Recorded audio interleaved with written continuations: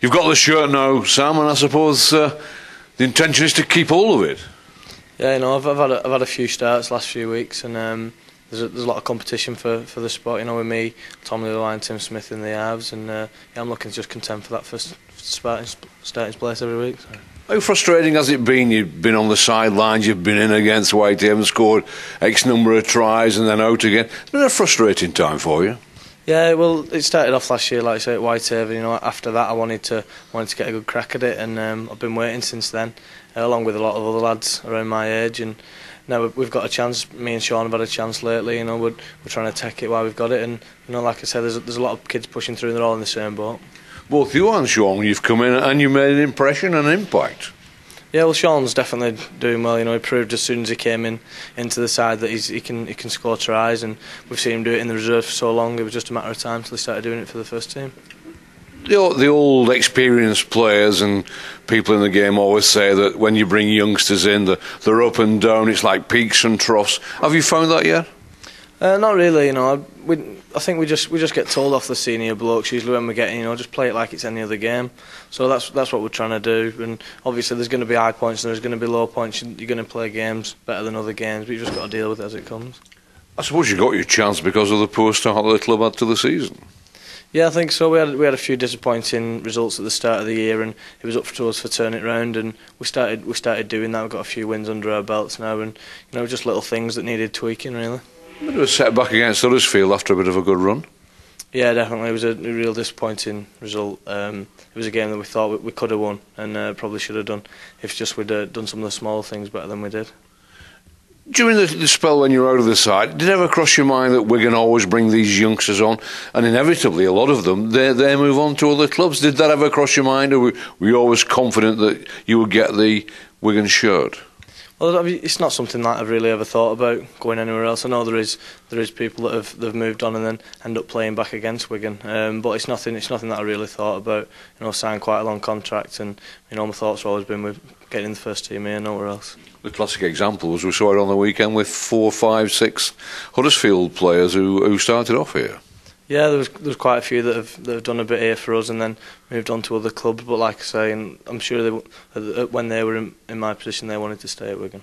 We've spoken to Richie Mathers lately, and he was telling us about what a good standard is in the reserves and the under-18s and 21s coming through.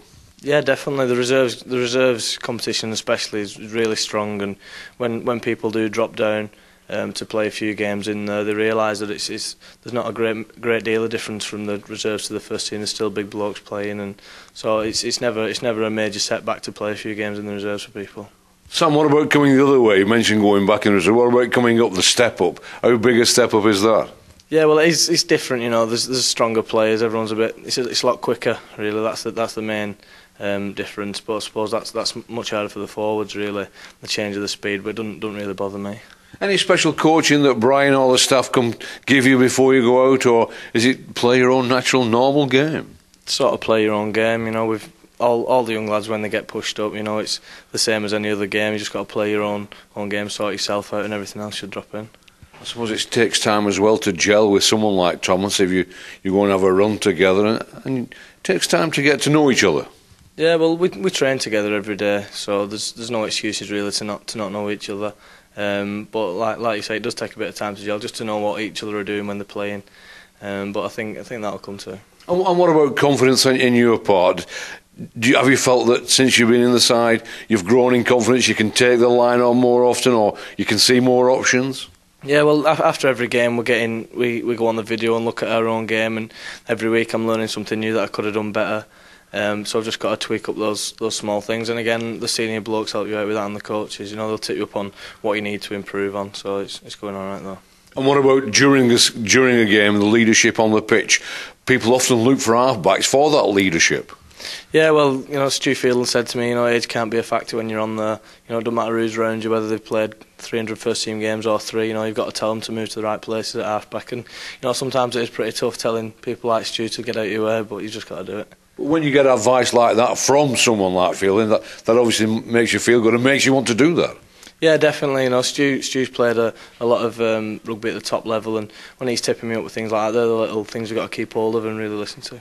You're going into a vital part of the season, Borough in the Challenge Cup on the weekend, then As a Wigan lad, you enjoy meeting St Helens here. Not Good Friday, but on Monday, Thursday evening. Yeah, definitely. It's going to be a big run for us now, especially the next month. Like you said, Barrow, we've got to do a job there, go up there, and so we can carry on in the Challenge Cup. And then, like you said, we've got Catalans and Saints the week after. So it's a tough run, but we've got to get through it. Do you look at groups of games, the first 6 games, and you tick them off, and you're thinking this should be happening there, and then the next 6 games, or is it the old phrase, look at the game coming up on the weekend? Yeah, well, it's a bit of both, really. You know, you've got to concentrate on the game coming up, but in the back of your mind, you're always thinking about the few games after it. But like the old saying goes, we have got to concentrate on the next game up.